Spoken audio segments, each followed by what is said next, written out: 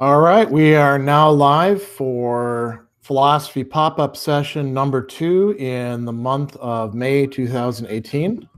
Oop, getting a little bit of feedback there. So while I wait for viewers to show up and start chiming in, let me talk a little bit in very, very general terms about the topic that I selected for this month. And it's the notion of triggering, which I think, and I'll talk more about this in just a bit. I think triggering is, it's become a very ambiguous term. And there's a lot of arguments and discussions and advocacy that goes on with respect to this whole idea of triggering.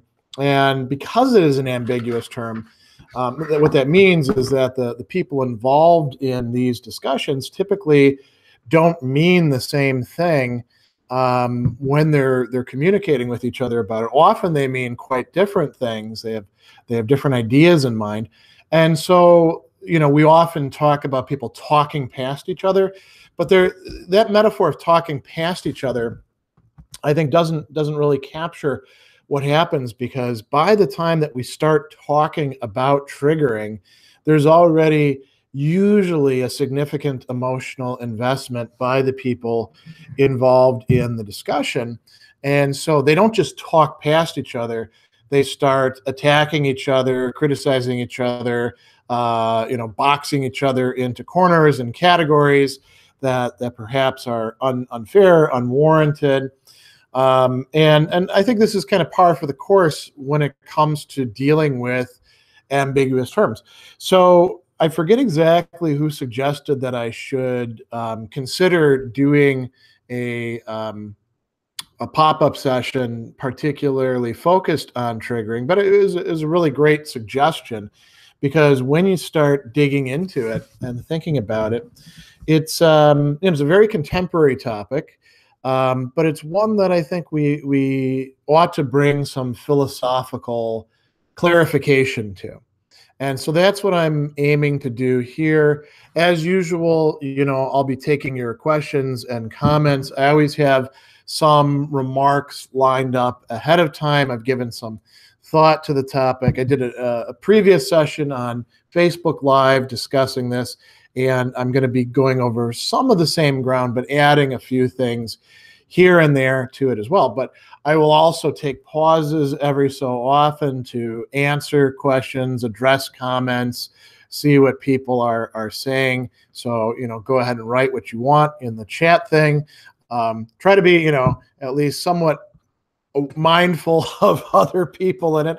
So don't go about trying to just tick other people off or trigger them in one of the senses of the term that we often use. So looks like we've got people showing up already. So without any further ado, let me talk about the stuff that I had in mind. So triggering, right? I said it was an ambiguous term. That means that it has multiple meanings that are often not well distinguished from each other. In its original sense, of course, we're thinking of something like a trigger on a mechanism, a mechanical process, involved with an apparatus. So if you think about like a mousetrap, right? A mousetrap has a trigger. The mouse eats the cheese, or more often these days, peanut butter that somebody has put on there, and the mechanism suddenly, kicks into action, and the spring-loaded arm swings down and hopefully kills the mouse. Sometimes just unfortunately wounds it. And so that's one notion of triggering. Then it started to take on a psychological connotation, a whole different meaning, as people were thinking about post-traumatic stress, and particularly in the 1990s, in terms of the sort of things that survivors of military conflict were going through. And that can be, extraordinarily stressful. There were other names for that sort of thing in the past. Battle fatigue was another thing, shell shock. And one of the things that people had pointed out, going all the way back to, like the First World War, which offered a lot of psychologists opportunities to look at the effects of trauma, massive trauma, on the body and on a person's mind, was that you could sort of reawaken some of the traumatic experiences that a person had gone through. So triggering in context of something psychiatric or psychological, it refers to bringing an unpleasant or painful or humiliating or just unprocessable experience, or the emotions associated with it, back to light in some way. So, we've got a metaphorical transfer here. We've got some sort of mechanism, and now we look at the mind as being something like a mechanism, not necessarily reducing it to that, but saying that at least for the people who have gone through these sorts of experiences, things can be triggering for them. And it could be, certain associations with smells, or, the ways in which things look in a certain style, or it could be, much more explicit things, like you go to a war movie and you see people getting shot up, and then you feel this, terrible flood of emotions and perhaps panic or things like that. So that's another sense of triggering. And then over time, I would say in the last several decades, triggering became extended yet further, and it began to be used in a much more global sense, understandably so, because there's many ways of having trauma or having post-traumatic stress, right? And so it began to be used for all sorts of other matters, including, for example, rape victims, where it makes complete sense, I think. But then we started extending it further and further and further, and it began to be used for anything that a person might find emotionally, what would we say, not dissatisfying. That's a little bit too mild of a term. Things that people found emotionally disturbing. And so, you'd start seeing people talking about triggering in terms of eating disorders, or triggering in terms of bullying. And I think that this is one of those areas where we can talk about this more. It's very difficult to draw hard and fast lines to say, well, this is triggering and this is not triggering. A lot of it is indeed going to be subjective, right? Because we are human subjects, and what is triggering for one person may not be triggering for another, even if they've gone through the same experiences and are struggling with the same issues. But coming back to the topic of disentangling these senses.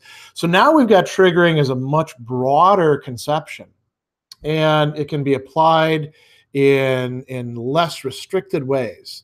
And pretty soon, people start using triggering to talk about really anything that upsets a person. If I point out that your shoelaces are tied in a weird way and ask you about it, maybe I'm triggering you. Now that's an extreme example, right? But we can go on and on with stuff like that. And then it became yet more complicated, because there was this entire discussion recently about trigger warnings and whether we should have these trigger warnings in academic settings. So, for example, as a professor teaching in a college class, in some places I would be required, if I'm going to teach a text, or present a movie, or bring up a topic in class that would be controversial or potentially disturbing to some people, that I should warn them up front. So I could do that perhaps at the beginning of the class session, or I could do that on the syllabus, or in the class website, or anything like that. And then there's talk of, maybe movies should have trigger warnings. And now we're getting into some really interesting territory, right? Now, eventually we get to another yet even broader sense of triggering, where it just it's become almost like a joke, right? We see these memes with somebody being triggered and look angry or something like that. And it could be anything that triggers them. And now we're using triggering in such a attenuated sense that it really doesn't have that much connection with the actual beginning notion. So all of these different senses are in play, and people quite often are arguing with each other. So if somebody says, so-and-so is being triggered by your discourse, I might say, because I'm thinking about it in the more narrow sense, oh, I'm sorry, did they have some unpleasant experience that I should have been maybe aware of or somehow more sensitive to or something like that? No, they just don't like it when you talk about this. For example, so if I'm teaching Aristotle and I'm teaching Politics Book 1 and we're discussing slavery, slavery is a controversial topic, right? By the way, it was controversial in Aristotle's time. He said there were some people at that time who said slavery was completely unjust. There were some people who thought, well, anything goes. And then there was Aristotle in the middle with this talk about the natural slave. If you actually read his stuff, you'll see that he thinks there's actually not that many natural slaves because they also required natural masters, and those are pretty hard to find. He also thinks that most of the people who are enslaved unjustly. However, Aristotle was used by racists in the antebellum South and also in South America and Central America as a sort of prop to justify enslaving Africans and enslaving indigenous peoples in the Americas. So, there's a cultural history there. And so if we're going to bring it up in class and talk about it, somebody could get quite upset about it. That's the sort of thing where when people are talking about having trigger warnings on syllabi or at the beginning of classes, which by the way, I'll mention I don't do, but maybe down the line I'll teach at a place where I'm required to do that. That's a sort of topic where you could expect some people could say, well, there needs to be a trigger warning. Now, is bringing up Aristotle and slavery automatically triggering people for, you have to ask along what lines, right? Is it triggering people who have PTSD? Probably not. Is it triggering people because of surviving rape? Probably not. You could say, well, there's a long history of slavery in the United States. Race relations are not great here. And in some places they're abysmal. And so somebody who grew up dealing with all sorts of disadvantages and hostility and discrimination, and coming into class and seeing Aristotle saying that slavery could be okay, even though we're not talking about exactly the same kind of slavery, they could become upset, right? So maybe then we have to avoid that sort of triggering. But that's a bit different than the triggering that we're talking about in a psychiatric context, I think, right? Or a psychotherapeutic context. Let's take one question, because we have one already up here. And this is something that I wanted to get into a bit later, but it's a good jumping off point. So to what extent can we demand mental resilience from others? And that's a good way to ask it, right? It's very defined. So demand, expect, hope for, these are different modalities. And I would say that it really depends on the context. If we are in a university classroom, then perhaps we ought to be able to demand more mental resilience than, say, if we're in some other setting, right? Or if for example, we're here on YouTube and we're talking about a topic and everybody knows what the topic was before coming in, maybe we get to demand more mental resilience in that, space, this virtual space, than we do in a college classroom or in a K through 12 classroom or in, a meeting group or in a city council, meet and greet or town hall or any of these sorts of things. So I think context is going to be part of it. And we can talk about this all across the field. So, YouTube is a platform. Think about the comments that people make in YouTube. Could those be triggering to other people? I think quite often they are, right? I'm fortunate in that I don't get too many negative and in particular jerky comments on my videos. Sometimes I actually have to delete some of the that I find because they're particularly boneheaded or offensive. But this is a good question. To what extent can we demand mental resilience? So I mentioned we've got context. And then, we could also talk about persons.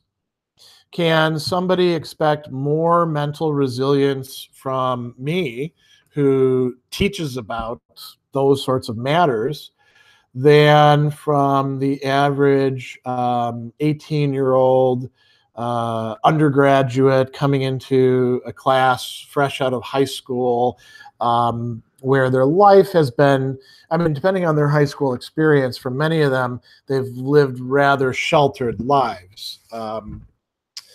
Because we do in fact spend a lot of time doing that, or they come from particularly traumatized backgrounds. We may in fact have to say that there is no one single one-size-fits-all rule for this, and that instead we need something more like a flexible system of rules, or something more like a virtue ethics approach to triggering others. And Aristotle actually talks about something like this in the Nicomachean Ethics. It's one of the virtues which he calls there friendliness, right? And so it's usually thought of in a context where we're dealing with other people who we like, and he talks about the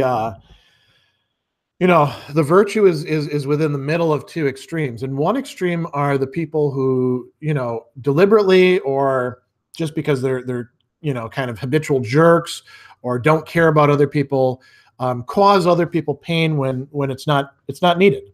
It's unnecessary, right? And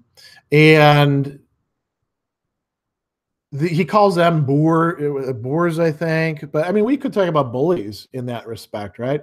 Or people who are constantly picking at others, making an issue out of things that don't need to be stressed at that particular time. On the other side are the people who never give offense, who are always being nice and giving pleasure to other people in some way. The good listeners who never talk themselves. The sycophants who always, are flattering other people. And Aristotle says that the middle condition, you actually will give displeasure to other people by, for example, not cooperating with them when they're doing something that is wrong or dishonorable, right? You'll say, no, I am not going to do that thing with you. Now that could also include cases of not going along with people doing things that trigger other people, right? I'm not going to tell that ethnic joke or laugh at your ethnic joke. And I might actually tell you that's inappropriate here. Because it could be offensive to others, and we don't want to do that. Then you might say, well, you're offending me in the process. You're not letting me be who I am, right?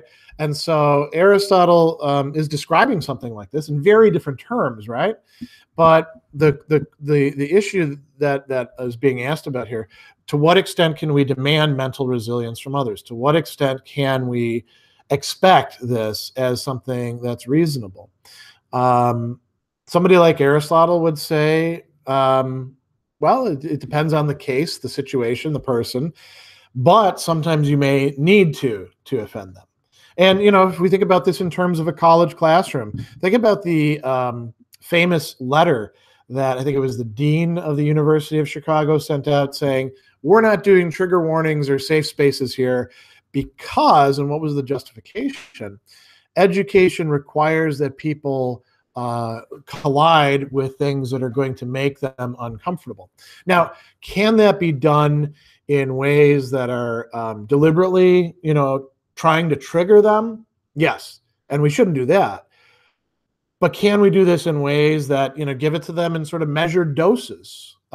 reasonable amounts and say, yeah, I understand you're uncomfortable with this. Let's talk it through. Let's work on this. Let's not just, degenerate to the level of shouting at each other or freezing each other out, or, telling the cops, whoever they happen to be, turning people in to this office or that office, throwing people into the court of public opinion. Maybe we don't need to do that right away. Maybe we need to use this as a opportunity for dialogue and learning. So I don't know if that answers the question adequately, but you can tell me what you think of that. There is a sort of broader issue of responsibility that I wanted to talk about. I discussed this in the earlier session on this same matter as well, but I think that this could be interesting to discuss. So when we talk about a person being triggered, right? And let's say we're talking about it in the broader sense, not just in the clinical sense. Who's responsible for it? It could be the person who actually says something to them, right? We can call this the triggering person. And for purposes of identifying this, we're just going to say if somebody winds up saying that they're triggered, and they can point to somebody else who's saying something or posting something or whatever, we're going to call that person the triggering person. We're not going to worry about whether it's fair or right or anything like that at this point. So we can talk about the responsibility of the triggering person. And if I know that I'm going to be lecturing on a topic to a whole class of survivors of sexual abuse, I probably, on certain topics, need to think about how I'm going to frame things and whether this stuff is going to be triggering for them. And, we have lots and lots of interactions that are much less structured than that in ordinary life, where we might, find ourselves causing somebody, reawakening some emotional pain that they had in the past. One interesting example that I hadn't thought of, but I was digging around looking at this, is if you're pointing out something about somebody's appearance and they've been bullied about their appearance in the past, well, that's probably going to be triggering, right? Depending on how well they've processed it and what they've done with it. Now, in a lot of cases, the person who's triggering is not the person who originated whatever is being said or done that's doing the triggering. So if I repost a meme that somebody else finds offensive in a triggering way, but I didn't create the meme, I might say, well, it's really the person's fault who created that meme. I'm just sort of, saying, I might actually be posting it and saying, isn't this a terrible meme or something like that? Somebody said, yeah, you're triggering me. And I said, well, I'm pointing out this terrible thing that this other person did. So really they ought to bear the responsibility for it. There's something to be said about that, particularly when we're thinking about how people get triggered through trauma.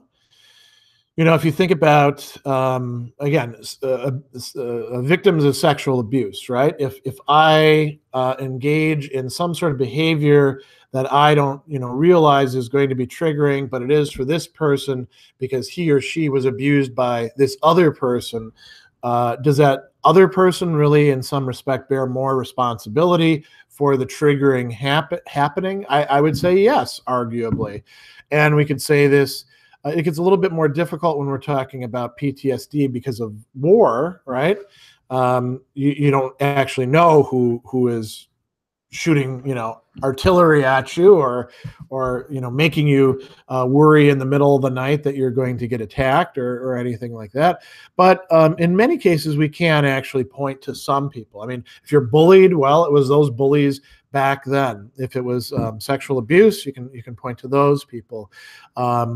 In some cases, where people view, the situation or the things being triggering, it's more systemic. It's harder to point towards. So maybe you can't actually, you can't say, well, society is responsible, because I mean, that doesn't mean anything really. There's no society to point at that you can hold responsible for it in terms of this discussion.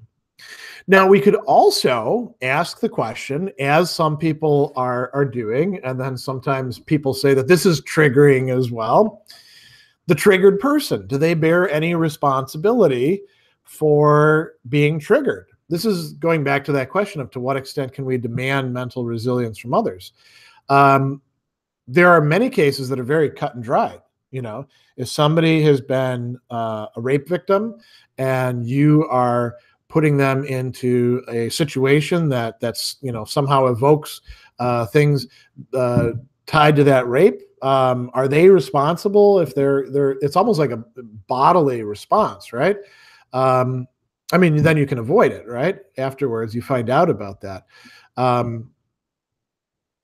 There's a lot of things that take a very long time to process through and get over.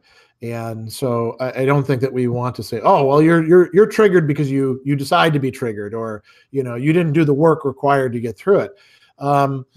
But so that's at one extreme. Let's go to the other extreme. There are some people who seem to find triggers in just about everything and anything.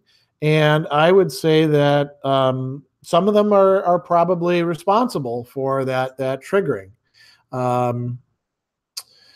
And then we've got, the whole messy in between where it becomes much more difficult. And we need to know something about the person. We need to, look into the narrative and ask important questions to if we're going to try to assign responsibility. So I'm not trying to work out a general cookie cutter theory right now of moral responsibility. And then I think there's a fourth class of people that we can also look to as perhaps having some responsibility. And it's those who talk about, you should be triggered by this, or who are doing, consciousness raising or awareness or whatever, and are suggesting to people that they should not only be triggered, but that they should use this language of triggering to describe what's going on, when maybe we actually should use a different vocabulary in some cases. I think, for example, there are many cases where it makes a lot more sense to say, I think you treated me disrespectfully and I'm angry about it, rather than to say you triggered me, right? And I think that a good bit of the discussion around triggering probably is making things worse, muddying the waters, giving people the wrong understanding of it. So perhaps the people who engage in that also bear some moral responsibility. I'd also like to add that I don't view moral responsibility as a zero-sum game, where, if I'm 95% responsible, the most you could be responsible is 5%. I think that there's often way more responsibility than we would like to acknowledge. And I think this really applies to this issue in particular. I mean, there are some issues where responsibility is zero-sum. I don't think that when it comes to taking offense, being triggered, exercising or not exercising, developing, not developing resilience, that our level of responsibility is just 100%, and then we divvy that out almost like a pie chart. So this is a good place for me to take a little pause, have a little bit of coffee myself. We're at about halfway through the hour. If you guys have any questions, the stream is unlisted. Somebody just pointed that out. That's good to know. I think I can fix that fairly quickly. That's something I should have done this morning. So let me see if I can fix that very quickly. And then we'll see if anybody else has some interesting questions or comments or stuff like that. I'd wonder why there were fewer people than I usually see showing up to this. I'm glad all of you are here, but usually on these YouTube live things, we get about 10 times as many people early on as we have right now. All right, so let me get into the events. I don't know if it'll let me edit it while it's actually running. Oh, here we go. Let's make it public. All right. Now that done. Any other questions, comments at this point in time that you'd like to bring up? All right, so here's a good one. There is definitely a difference between someone having an emotional response they can't control and losing their self-control, and someone that's just put into a bad headspace by a word or whatever.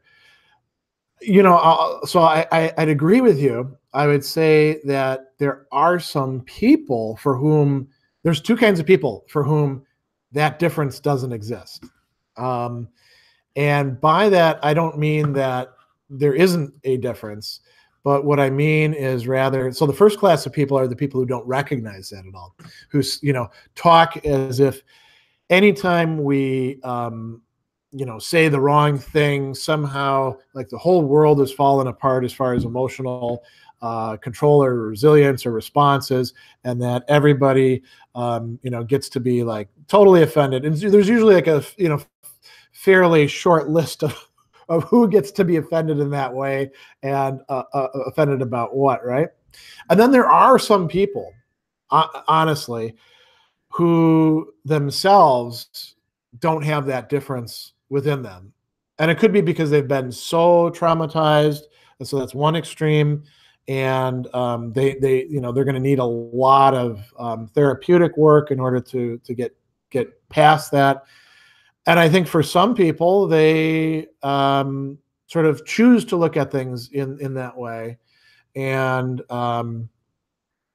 over time, it becomes kind of like a development of a disposition, an erosion of the difference between that. You can think about certain like hyper macho cultures where like, anybody who disrespects you got to beat them down, that's one example of that. I would say like, certain very, very PC cultures where it almost becomes like a game that people are playing are like that as well.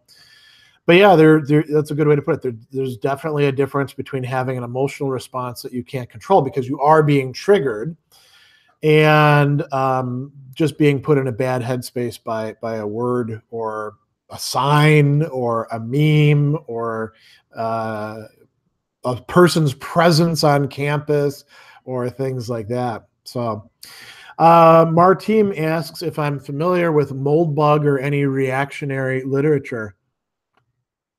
So for those who don't know, Moldbug is the guy associated with the Dark Enlightenment. I've read some of his stuff. What I've really been struck by in reading those sorts of things is how much what they're saying winds up sort of reduplicating, but in a current way, stuff that was said by previous traditionalists.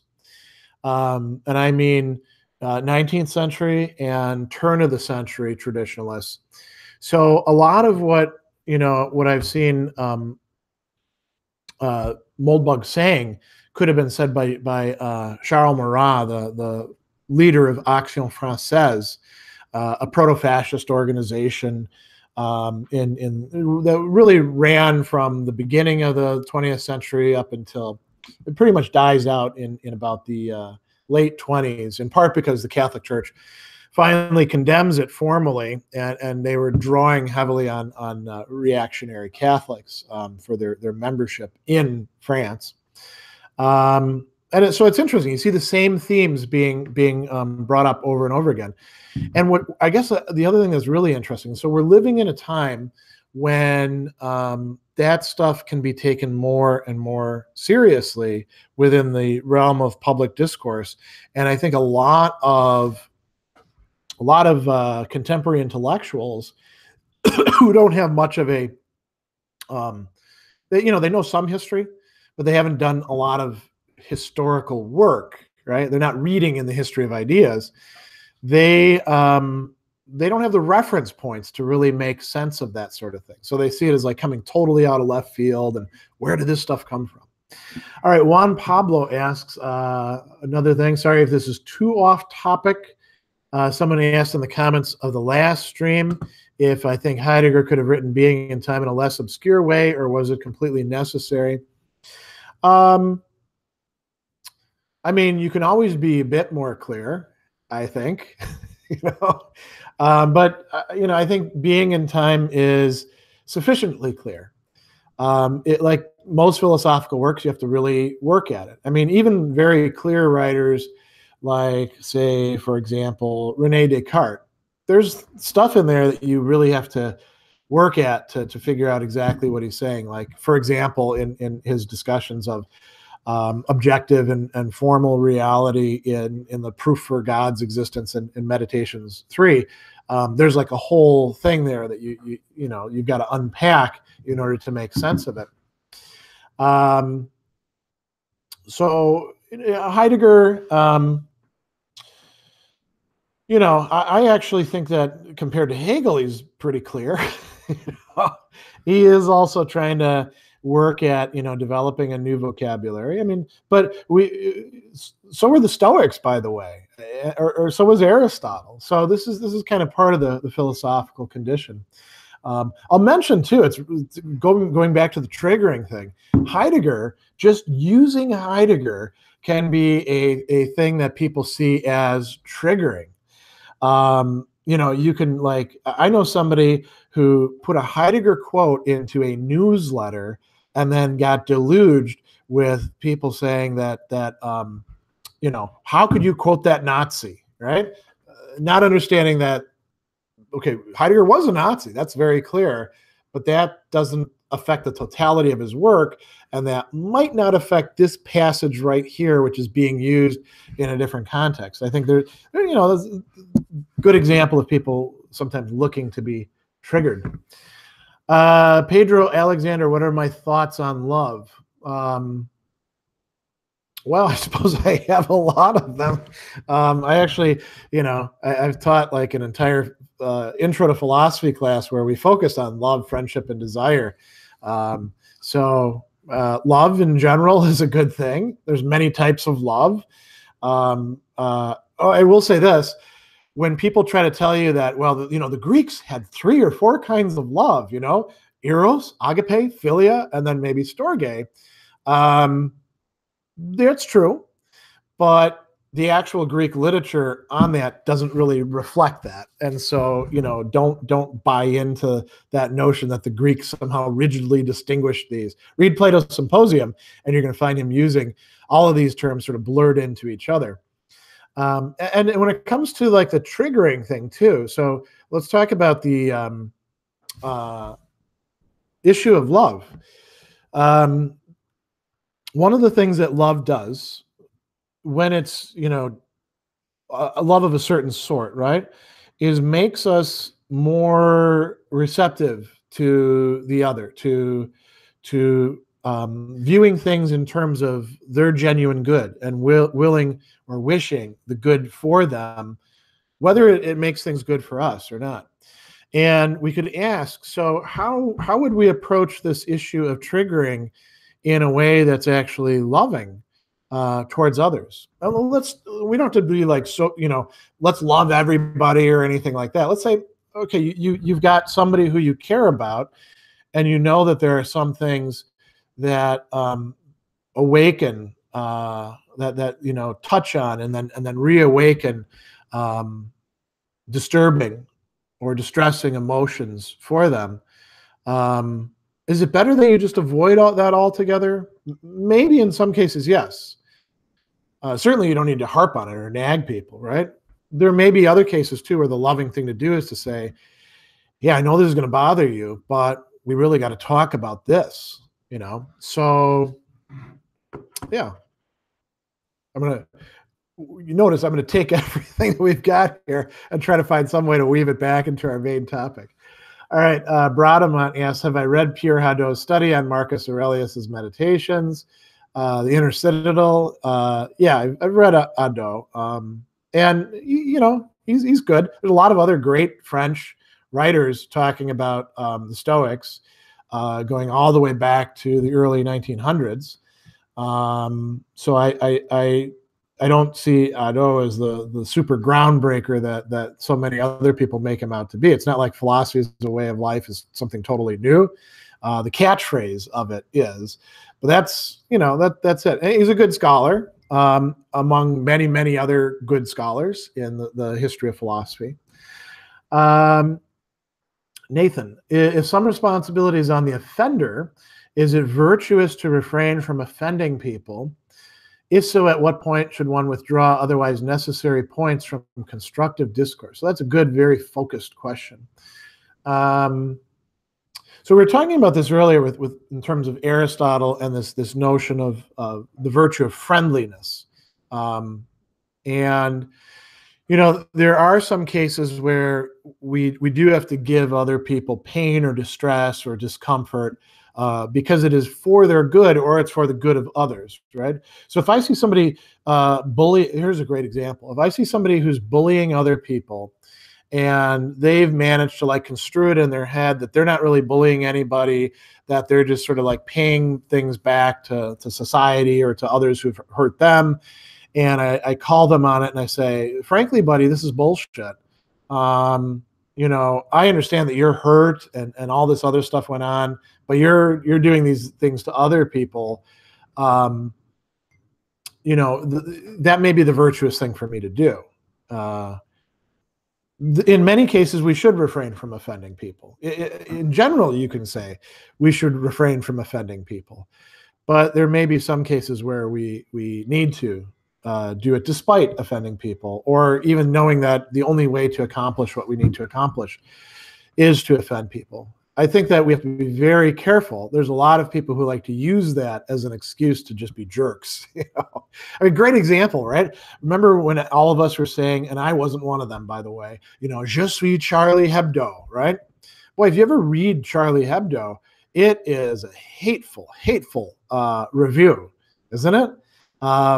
And we don't have to say that everything they do is A-okay. All right, let's go on. Disidentity. It's impossible not to offend anybody. Yes, that's quite true, as I've discovered in just existing in social media. It's such a great starting point. So what are criteria to take triggering seriously? Mob rule, empathy, being self-affected. Empathy is mine to give, not for others to demand or even enforce. Yeah, I think that last line is particularly good. I mean, we can tell people you need to be sensitive, you should be more empathetic. It's okay for us, I think, to say that, but empathy is not the sort of thing that we can produce in other people simply by demanding it of them. That's often quite counterproductive. And if we are going to say, I think you should be more empathetic to this group or this person or in this situation, I think we'd better make really, really careful that we've sort of got our ducks in a row and we're not ourselves being abusive towards that person in the process. Mob rule. I'm not sure how that fits in here, but what are criteria to take triggering seriously? I mean, I think that one thing that really helps is to go back to this earlier meeting and say, all right, there are some things that we called triggering within a psychiatric or psychotherapeutic context, rape survivors, battlefield trauma, PTSD, people who've suffered severe neglect, those sorts of things. There will often be triggers involved with that, and we definitely should avoid that. And then we start sort of working our way outward, and eventually, this is going to sound kind of crass, I guess, to some people, but eventually we can strip away some of the bullshit that's glommed onto it over time. And we're never going to get everybody to be on a one single page when it comes to this, because now we're at the point where triggering has become a major divisive issue within academia and social media and other things. So, but we that doesn't mean we can't work at it. That doesn't mean that we can't try to use the word in a more restricted sense, I think. Salvatore, good evening. I imagine you're probably in Europe, right? Because right now it's afternoon here, but yeah, worldwide audience, right? I apologize for going out of topic. I was wondering, what's your favorite movie? That's a tough one for me. One of the ones I've had in my back pocket for years and years and years as my favorite movie is an early Ridley Scott one called The Duelists that has Harvey Keitel and Peter Carradine, not Keith Carradine, Peter Carradine. And it's about these two Napoleonic officers. Harvey Keitel is the one, and he's a real jerk. And the other one is played by Keith Carradine, and he's sent to arrest Harvey Keitel, bring him back to base, and it starts a duel that continues on over a decade. And every time that they wind up in the same town posted during the Napoleonic Wars, Harvey Keitel pushes the issue and forces them to duel. And it finally comes to, I'm not going to ruin it for you, it comes to a conclusion. What I will say is that the music and the scenery of it is just gorgeous and melancholy at the same time. And I've always found that to be a really amazing movie. So I guess you could say that's my favorite. Now that doesn't have anything to do with triggering, but so, all right, let's go on. Oh, this is a good one. Molly, I'm living in a city where people literally use the word intellectual as an insult. I'm trying to study, learn, and think about everything, but they make fun of me and give stupid pieces of advice like don't think too much, gain money. I feel really bad and very angry because they trigger my intrusive thoughts and OCD. Medications help me a little, but I still want to kill them. What should I do? Well, so that's clearly a very strong response, and it's one actually that I can to some degree understand, because I grew up in a family where I was constantly being asked, what are you going to do with that philosophy degree? What's your product? By a bunch of tradespeople. And I heard all the way through college, oh, I don't think so much, and so I can just imagine what living in a whole city like that would be. I mean, a lot of jobs that I've worked at too, because I've worked a lot of non-academic jobs have been that way. I would say that one of the things that you can start to do is to distance yourself from the things that they're saying. This is where I think some Stoic practices and principles could be useful. Realize, and this is not going to solve it for you, right? But this is the sort of just the beginning point. Realize that they're saying the boneheaded things that they're saying because they have no idea what the value of intellectual life actually is. And if they did, they wouldn't say stupid things like that. And so if you do that, that won't make you not angry, but it can make you less angry, right? And that can help out a bit. You also need to try to, as best as you can, find others, perhaps online, virtually, who value the things that you value. So you're not just stuck there in the middle of a bunch of yahoos, to use the old sense of the term, who place zero value on and are actually hostile to intellectual life. That's a tough situation, and I feel for you. And as somebody who's struggled a lot with anger, I certainly know what it's like to get angry because people ask, stupid questions or give you sometimes well-meaning, sometimes just derogatory advice that hits you like right where you are, right? I mean, Aristotle talks about this in his discussions of anger. So you might find it useful to look at Aristotle and in his discussions about anger. He says that when people make fun of the things that we hold dear, it's natural that we feel that they're being belittled, and we sort of want to come to their defense. So, Anonymous asks, why are people so interested in news like the royal wedding? Why don't more people want to really understand what's going on in the world? People love trivial bullshit, I mean, why do people like pop music so much when really pop music from a musical standpoint is just sort of, cotton candy fluff most of the time. Well, because that's the way most people are, at least with some things, and we can, even for those of us who are more discriminating, you can probably find things where we are, looking at the wrong things as well, um, but this is something that's been going on for a very long time.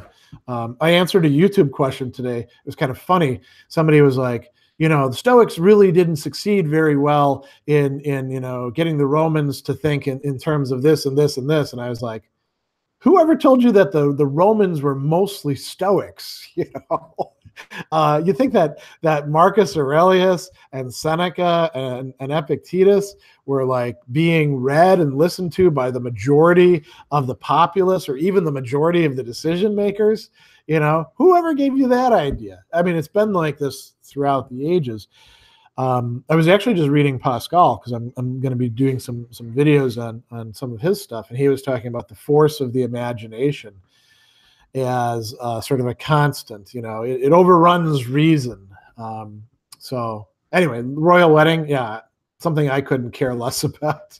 I don't know even who they're talking about a lot of the time when people bring this up, but there are many more important things going on, but people get captivated by that.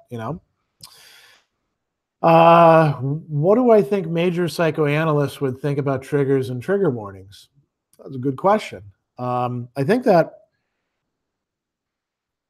each of those people that you bring up, Freud, Jung, and Lacan, would say that these trigger warnings are dangerous in that they place like the entire burden, I think, on the people who might be potentially doing the triggering, right? We talked about 4 groups, the person who created the initial trauma, the person who's, triggering in the instance, the person who's being triggered, and then the people who are like saying, let's focus on triggering as possible bearers of responsibility. I would say that each of them would think that there's too much displacement to that. And one of the cool things about, so let's talk about this. So psychoanalysis, as a treatment protocol, it's not that effective. And some of the claims about, this is scientific or that's scientific, they've been debunked, right? That said, depth psychology is not always a bad thing.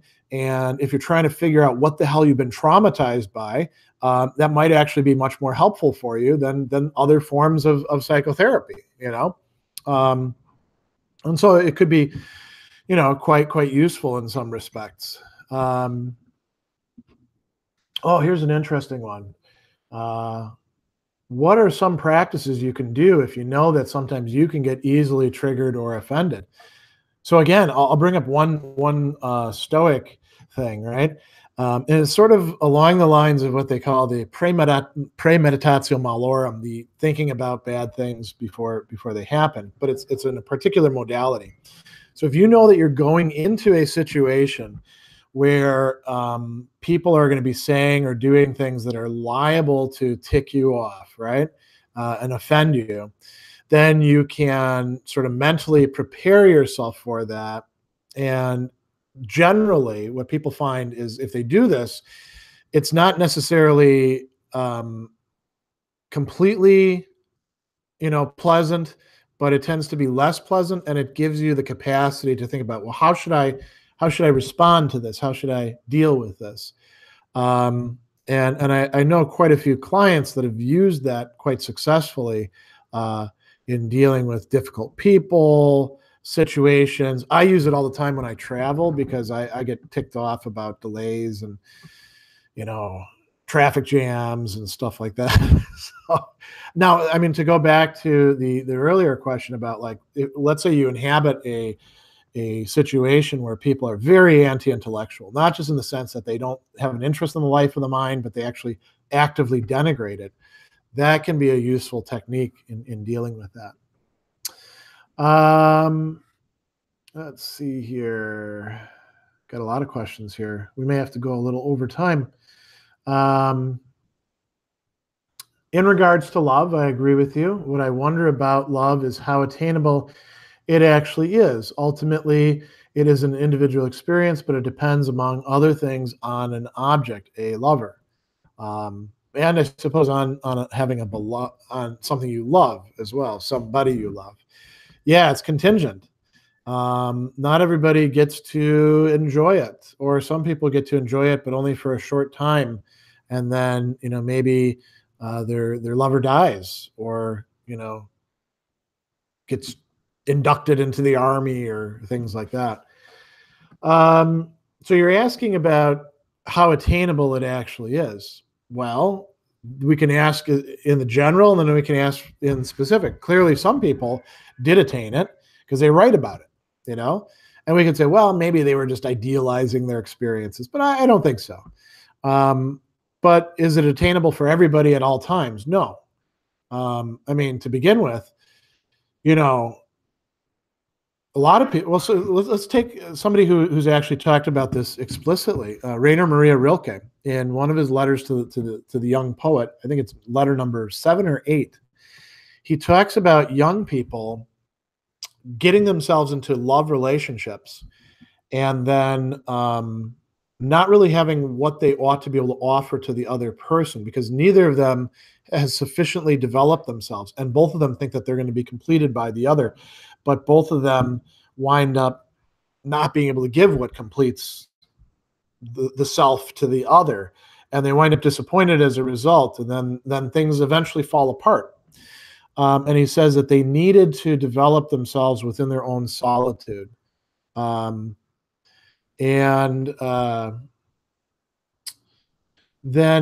he says love is actually two solitudes protecting each other. So I think if we think about things in that way, we can see that there's preconditions for realizing love.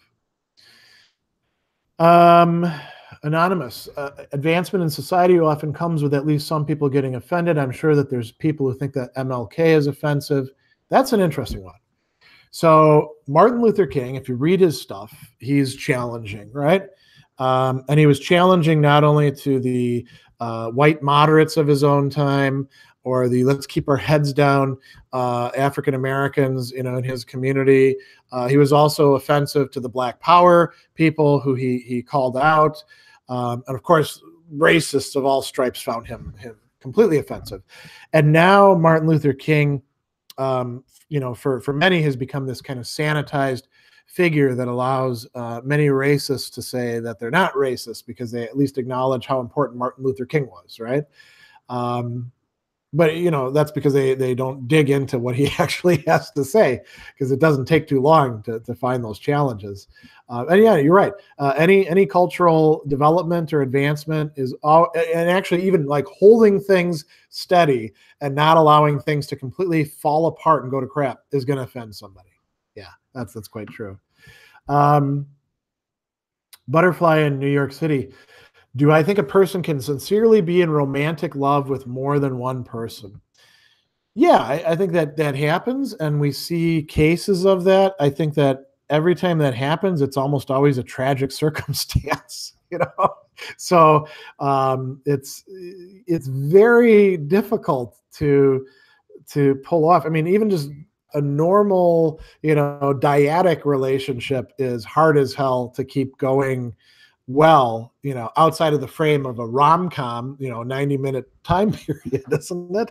So it reminds me of when I was teaching at Indiana State Prison, right? And I'd have these guys who'd come to me and they'd be like, Dr. Sadler, in Islam, a man gets to have 4 wives. So that's a reason to, become a Muslim. And I was like, have you guys ever had one wife? Do you know how much time and work and energy it takes to like have a successful marriage with one person? Why the hell would you want to complicate it even more? So yeah. Now here's postmodernism writing something that's clearly untrue. I saw Dr. Sadler in Sacramento yesterday, told him how cool it was to meet him in person, but I didn't want to be a douche and bother him or anything. He said, oh, like you're doing now. So you met my doppelganger, I guess, right? Because I was actually here in Milwaukee hosting Shut Up and Write, doing some video work, and then meeting up with my sister and nieces and nephews in a bar that my nephew owns down in Muskego. So maybe you did see somebody who looks like me. That could very well be. Wouldn't that be kind of funny? All right, disidentity, mob rule, as in the louder and more powerful the group is, the more often the trigger warnings are demanded. Okay, that's quite true. Yeah. I never heard vets demanding trigger warnings, but a shrill group of childish students. It does happen in some academic settings. It's kind of funny. I got interviewed recently by a guy who's clearly on the right and went to Evergreen College, which is a very far left institution. And he had me on his show, and his viewers were not happy with the things that I had to say, because they wanted to hear that, I've seen all these, trigger warnings and PC culture and stuff like that. And quite frankly, you don't see that in a lot of universities. You see the students just trying to stay afloat and get through their life and deal with all the nonsense. And then they'll be on the fringe, not usually getting paid that much attention to. All these other people making demands about stuff. I probably see my academic colleagues being more liberal in that respect than the students typically are. But I mean, it varies. We don't have an educational system. We have a patchwork of all these different institutions. Here's a good one. Fiaco, you walk into the club and some tough guy calls you a moral relativist. What do? Ignore him. But I'm at that age in life where I largely ignore most of the things that seem stupid or off base to me, because who the hell has got time to engage with all of that? I mean, if somebody calls you a moral relativist, it sounds like they're trying to have a philosophical discussion with you, right? Here's a question. Are there any philosophers focused on the meaning of life abstractly, less about living well or making your own meaning or uniting with God, but speculative about why things exist to begin with? Oh, so that's the meaning of life as you're understanding it, why things exist to begin with. There's an entire field that deals with that called metaphysics. You'll find Plato talking about that, Aristotle talking about that, and then hundreds of people throughout the ages. So yeah, there's plenty of them.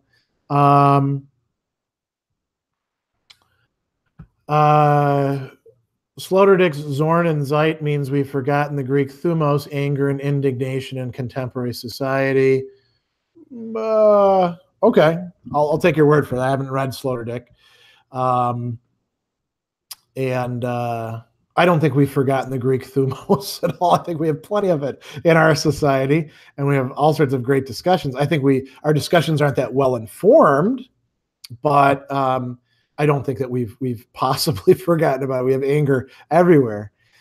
To what extent do I think that so-called snowflakes stifle public conversations?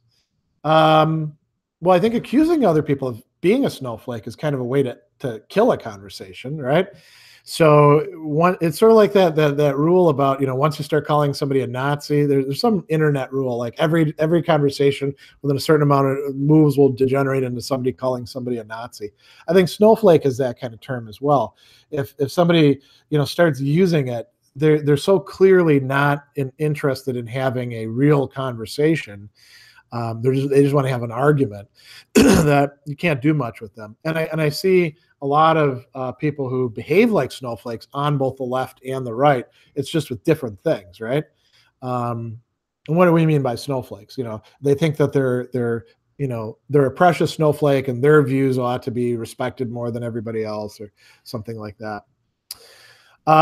Here's a good question. What's my opinion of Jordan Peterson and the intellectual dark web? Why do you think their opinions are gaining traction in mainstream discourse? I don't think there's an intellectual dark web. I think that was a catchphrase that people are circulating around, and it's more reflective of how out of touch the people who are using it are than anything else. Peterson, people ask me about this all the time. I have only, glanced through parts of Maps of Meaning. I did not find it particularly illuminating. I haven't read his new book. I've seen some of his videos.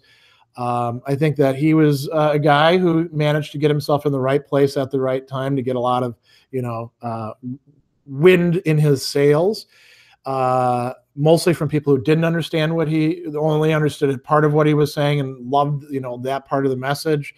I think that he's kind of become stuck now. If he wanted to change his views on things or reconsider them, I think he would have a hard time doing that given all the commitments that he's made quite publicly.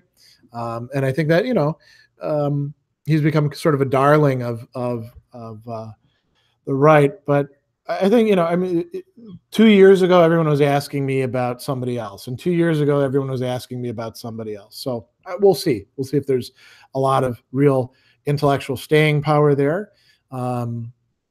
So, yeah. Cadden writes, people listen to pop because they have yet to discover metal. No, there's plenty of people who've heard metal and they love pop because, it's got a danceable beat and it's got, hooks and stuff like that, but it's very, very formulaic.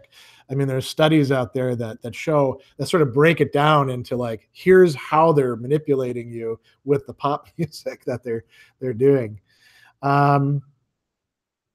Here's a question from Christopher about buying in. I'm graduating with my MA this summer. I feel my university career has exhausted my appreciation for literature, broadly speaking. Well, that's unfortunate. That often does happen. He follows up, is this normal and how do you recommend one recovers? I had a similar burnout experience when I was an undergraduate. I took a year off and just worked and accumulated enough money to go traveling, worked on my languages. Especially with lit, you have to study so many texts so quickly. And, like if you're prepping for comps or something like that, you often don't get enough time to actually linger with the stuff. Take a break from the stuff that you had to study and read some other literature and start, rebuilding your capacity for enjoyment, you might say. Hamali says, thank you very much. Warm greetings to you from Turkey. That's very nice.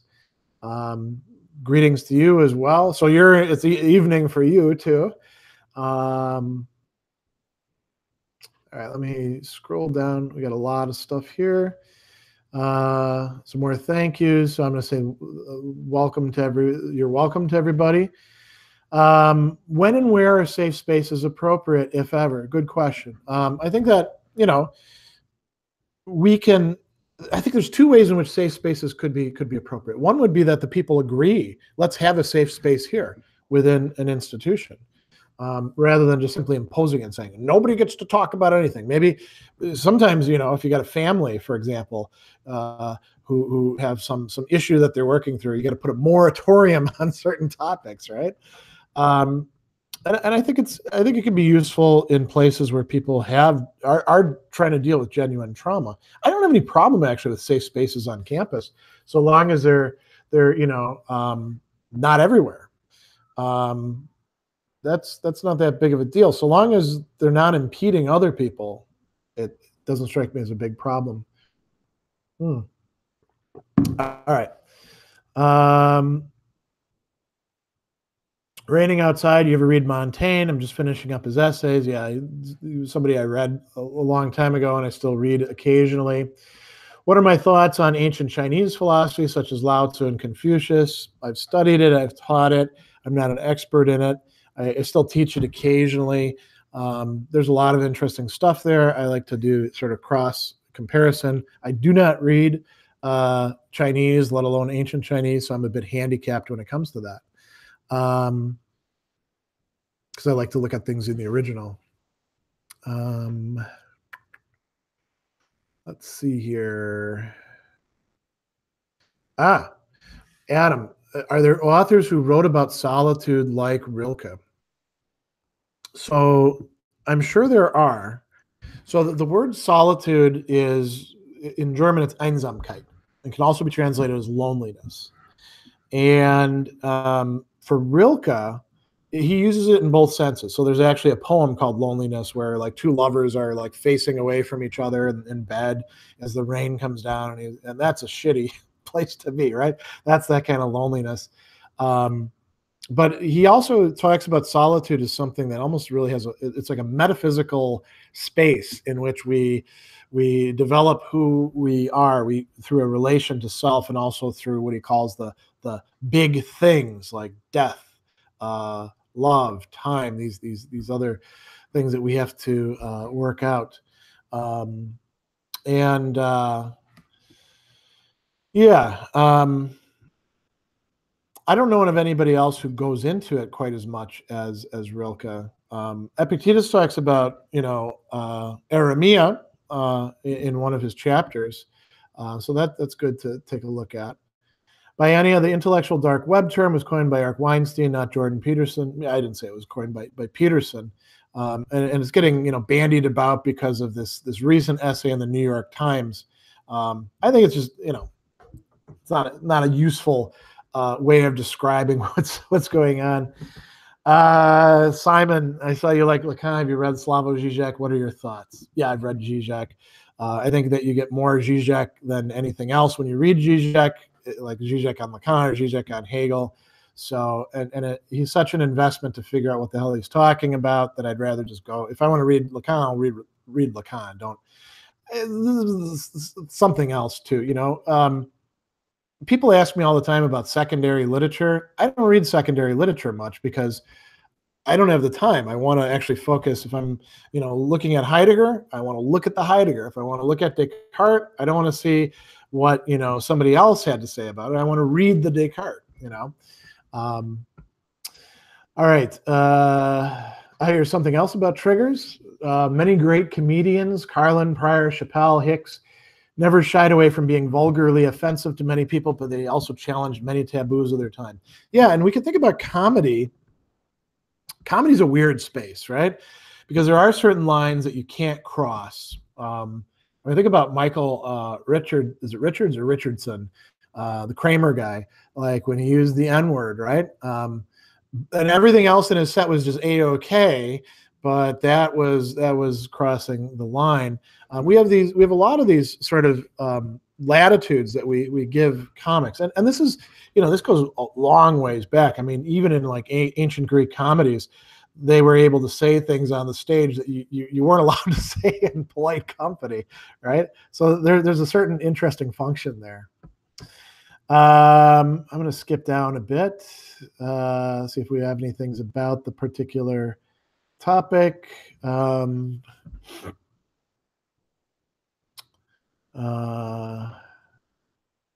No, it looks like we're kind of in the middle of all sorts of other questions. So I'll try to work my way through these for another maybe 5 minutes or so, and then I've got to go because I've got to actually prepare for something else. So let me go up a bit. Thoughts on Schopenhauer? Thought Schopenhauer is well worth reading, very interesting. I got to take an excellent course on him with Wolfgang Schirmacher, where he advocates quite persuasively for a less pessimistic Schopenhauer. So that's quite interesting. Am I going to cover any Stephen King in my speculative fiction series? I might down the line. What I'm really interested in is where there's a coherent narrative world.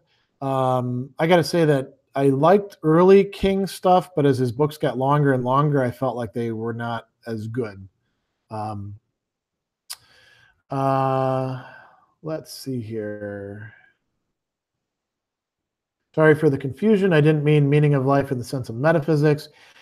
Not so much the how behind things, but the why. I don't feel metaphysics truly has that. Well, then spend time reading more metaphysics, because metaphysics is concerned with the why. That's what the notion of cause is about, not just the how. So, opinion on Thomas More and Christian humanists in general. I mean, they're interesting. So we'd be talking about like Erasmus and people like that.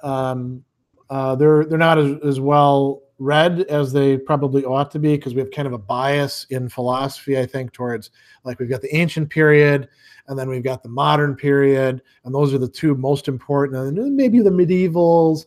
We don't do much with Renaissance stuff, unfortunately.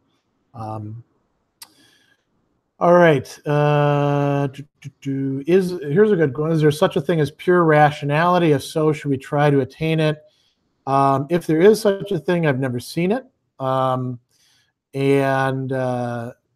it doesn't mean that we shouldn't, like, try to be more rational. What's kind of cool is, we use our rationality to try to become more rational, right? So there's a reflexivity to rationality, and it's possible to be irrationally rationalist, right? To use a phrase that got coined in a way, well, not really coined, but used quite a bit by Maurice Blondel in some of his stuff. What should I read after the Greeks? Question from Death Skull. I don't know. Whatever you want, really. I mean, you can jump ahead to somebody later on. You can read Roman writers, right? You can read the sort of early Christian and Jewish engagements with ancient thought in, say, Philo of Alexandria, and Justin Martyr and Lactantius and people like that. You can read medieval thinkers, including the ones who didn't know they were medieval, like Augustine and Boethius. I mean, there's a whole host of stuff out there. Have I read Nick Land? I have not read Nick Land, and somebody had promised they were going to send me a copy of his Fanged Noumena, because I said, they asked me if I would review it, and I said, yeah, if you send me a copy, I will, but I have yet to see it.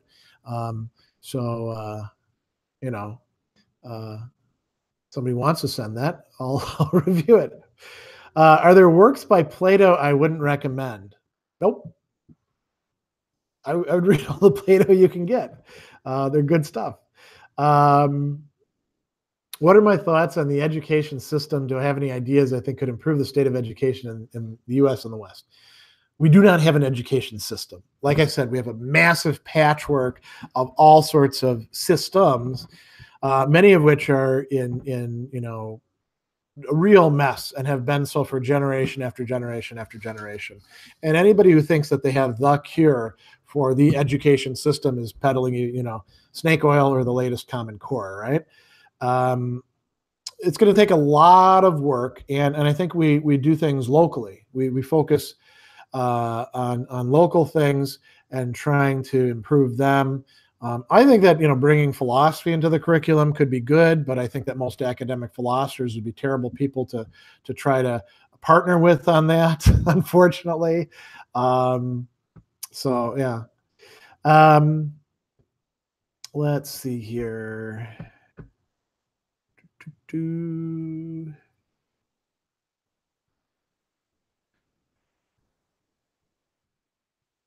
What are my thoughts on contemporary philosophers like Harman, Masselieu, and other French guys? So Harman, and if I'm right, Masselieu, you're talking about speculative realism.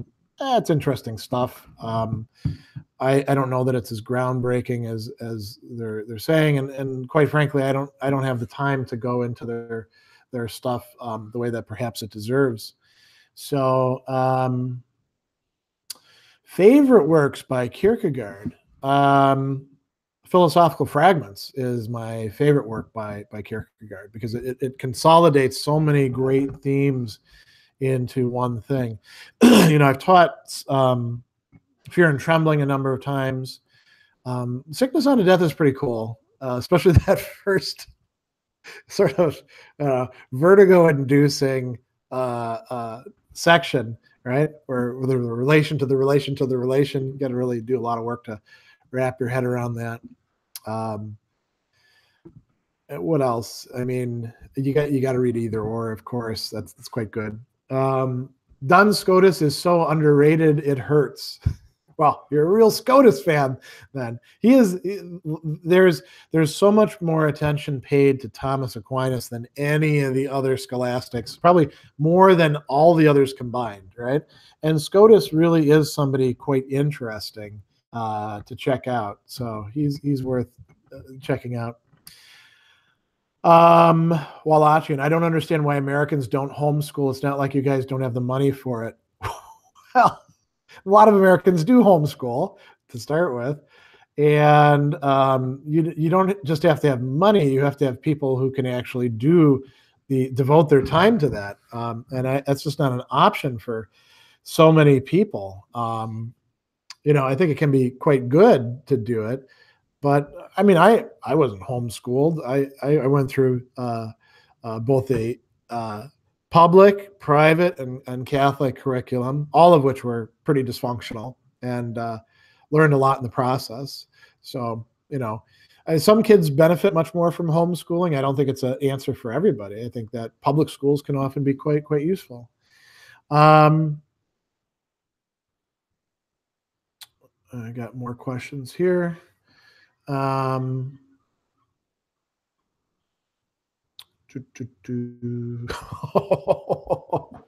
I could get Trump to read one piece of philosophy, what would it be? I don't know. That's a good question. I don't know what could possibly make a chink in 70 years of whatever's going on in his head and his experiences and his judgments about things.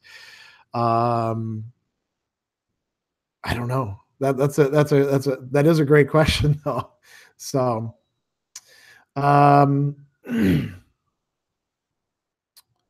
let's see. Oh, here's a tough one. Favorite Game of Thrones character?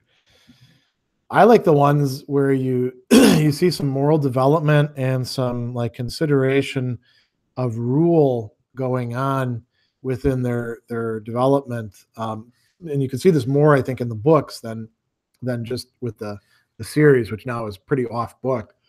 I mean, Jon Snow is a guy who's doing that. So is Daenerys, and the Daenerys thing is going very different in the books than it is in the series, particularly with who she's surrounded by and what lessons she's learning.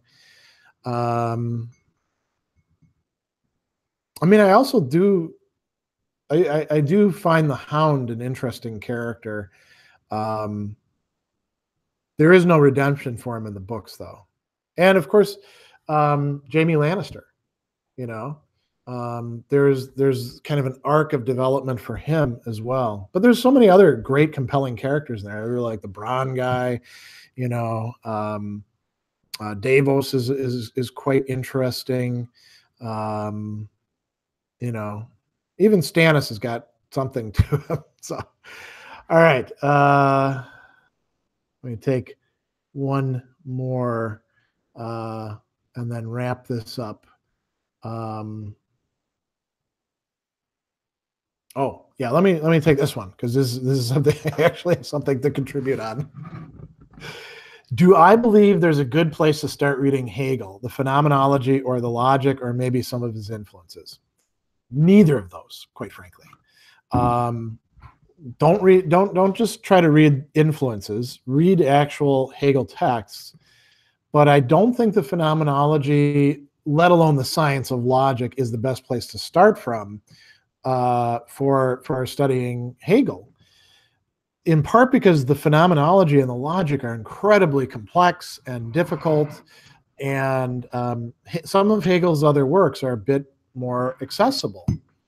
His lectures tend to be much more readable than those great big books. And I would say, his lectures on the history of philosophy and his lectures on the philosophy of history are a good place to start. They're going to be difficult themselves, but they're not as difficult as the phenomenology or the logic. The logic, I would say, is actually more difficult than the phenomenology. That's my experience. And we're talking about the science of logic, not the encyclopedia logic. Philosophy of Right is actually easier to read than those, and it could be good to check out. There's also a piece called Reason in History. That's an early work that you can get, and that can be kind of useful as well. But, there really is no easy way into Hegel. unfortunately. There's no like introductory text that I know of that is going to make it painless for you to get into it. All right, so we're already like 25 minutes after. I didn't get to everybody's questions. We strayed from topic a good bit, but that's quite all right. So we have these every month. One in YouTube Live, like we're doing today, another in Facebook Live, and I announce them when they're going to be ahead of time to all of my Patreon supporters. At the beginning of the month, everybody else finds out the day of. Let me say thanks once again to my Patreon supporters for underwriting this sort of activity. Everything takes time. A lot of great questions, a lot of interesting comments. So thanks for showing up, and hope that you got something out of it.